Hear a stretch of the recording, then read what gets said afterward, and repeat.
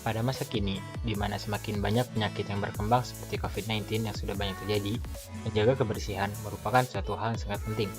Menjaga kebersihan terbukti dapat menghilangkan kuman, bakteri, ataupun virus yang terdapat pada bagian luar tubuh kita. Oleh karena itu, menyiapkan tempat pencucian tangan untuk menjaga kebersihan tangan di tiap tempat yang ramai sangatlah penting. Pada tempat pencucian tangan tersebut, dibutuhkan tempat penampungan air. Tempat penampungan air tersebut dapat berkurang ketinggiannya sehingga dibutuhkan isi ulang. Untuk mempermudah isi penampungan air tersebut, dapat menerapkan bidang kendali sebagai pengatur ketinggiannya. Diharapkan, proyek mandiri kendali ketinggian tangki air untuk mencuci tangan dengan metode PID ini dapat mengurangi kekurangan air pada penampungan air untuk tempat cuci tangan.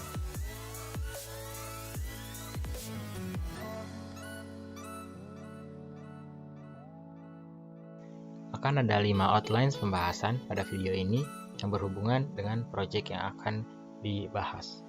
Yang pertama ada deskripsi alat, yang kedua ada blok proses, yang ketiga ada komponen yang digunakan dan pengecekannya, yang keempat ada desain perangkat, dan yang terakhir ada respon, parameter, dan uji gangguan.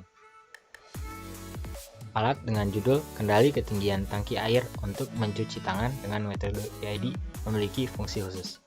Kegunaan dari alat ini adalah mengatur atau mengendalikan ketinggian pada tangki air.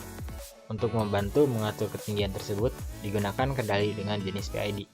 Dengan menghitung error yang didapat dari selisih set point dan ketinggian yang diukur oleh sensor, ketinggian dari tangki air lepas tadi pada ketinggian tertentu.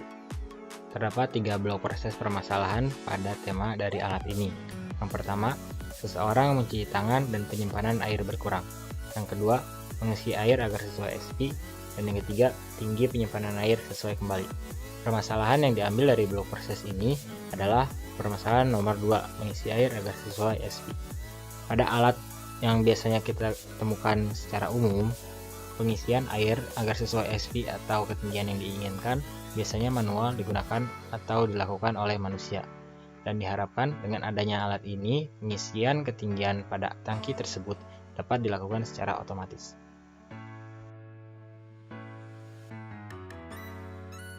Komponen dan bahan yang digunakan.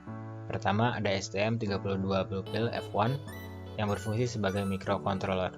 Microcontroller ini memiliki core frekuensi hingga 72 MHz. Yang kedua ada potensiometer 10 kΩ berfungsi sebagai input SP. Yang ketiga ada pompa 12 volt dengan arus maksimal 0,7 mA.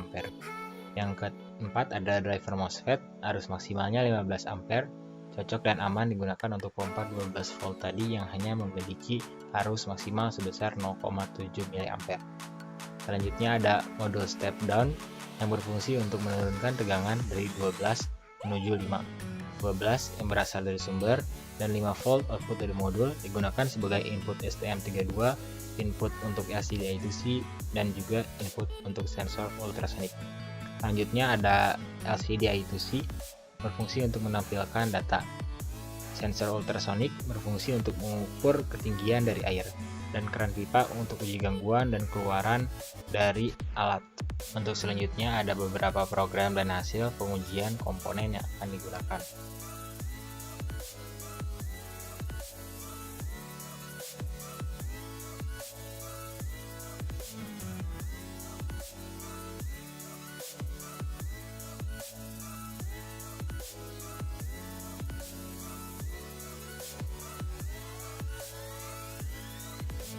Baik, selanjutnya ada desain dari perangkat. Yang pertama ada desain kendali. Dapat kita lihat blok diagramnya sebagai berikut, serta ada juga parameter yang diinginkan dari alat.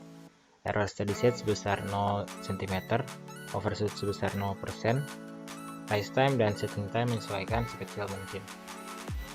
Selanjutnya ada desain elektronik. Seperti yang dapat kita lihat, berikut merupakan desain awal dari perancangan elektroniknya.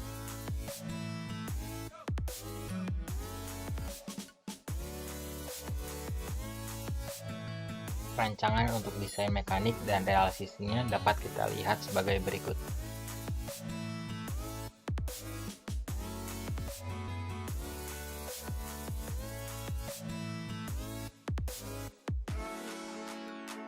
Dan yang terakhir ada desain filter yang menggunakan Kalman. Alasan menggunakan Kalman yang pertama, karena ketika menggunakan filter digital IIR masih terdapat banyak noise.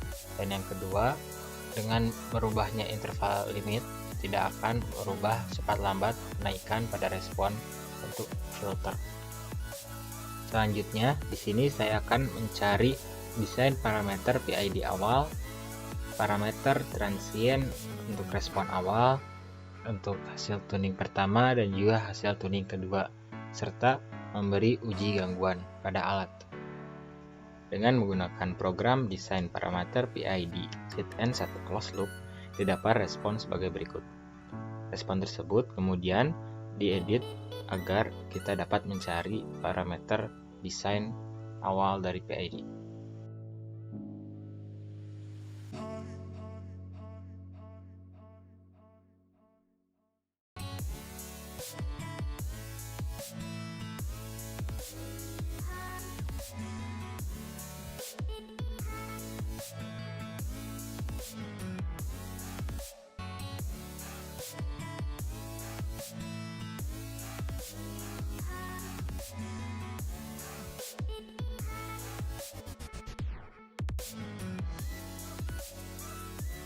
Setelah mengedit gambar dari respon, kita mendapatkan nilai-nilai L dan T.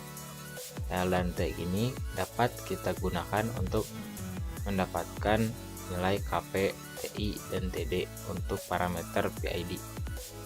Untuk nilai L pada gambar 15 pixel dan T pada gambar 123 pixel. Panjang pada gambar selebar 748 pixel dan waktu respon yang sebenarnya adalah 123,79 detik. Dengan beberapa keterangan tersebut, didapat L sinyal asli sebanyak 2,48 dan T sinyal asli sebanyak 20,35. Dengan diketahuinya L dan T yang asli, kita mendapatkan KP sebesar 9,84, TI sebesar 4,96, dan TD sebesar 1,24. Ketiga angka tersebut akan dimasukkan ke PID. Setelah mendapatkan nilai KP, TI, dan TD, kita masukkan ketiga nilai tersebut ke program PID DD. Dengan memasukkan ketiga nilai tersebut, kita akan mendapatkan respon awal dari sistem sebagai berikut. Seperti pada tahap sebelumnya, kita akan mengedit gambar dari respon pada server tertentu untuk memudahkan perhitungan dari parameter transient respon awal. Setelah kita sudah mengedit gambar tersebut, didapat rise time, settling time, error steady state, dan overshoot sebagai berikut.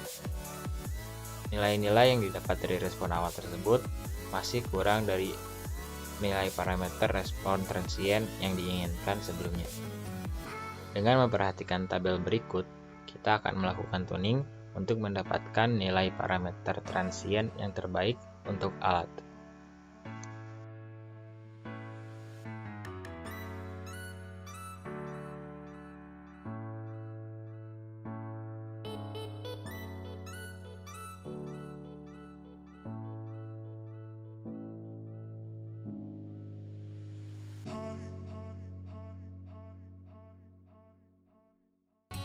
Setelah melakukan beberapa kali percobaan tuning, didapat dua nilai yang terbaik. Dapat kita lihat perbandingannya bahwa respon awal dari sistem memiliki error steady state, sedangkan dua respon hasil tuning tidak. Dan untuk nilai yang lebih baik yaitu nilai tuning yang kedua, di mana rise time dan settling time-nya lebih sedikit. Maka parameter KP, TI, dan TD pada tuning kedua akan kita gunakan pada sistem. Untuk langkah terakhir, kita akan melakukan uji gangguan. Uji gangguan dilakukan dengan membuka keran. Dengan terbukanya keran, kita akan melihat apakah sistem akan mempertahankan ketinggian pada nilai yang sama dengan SV.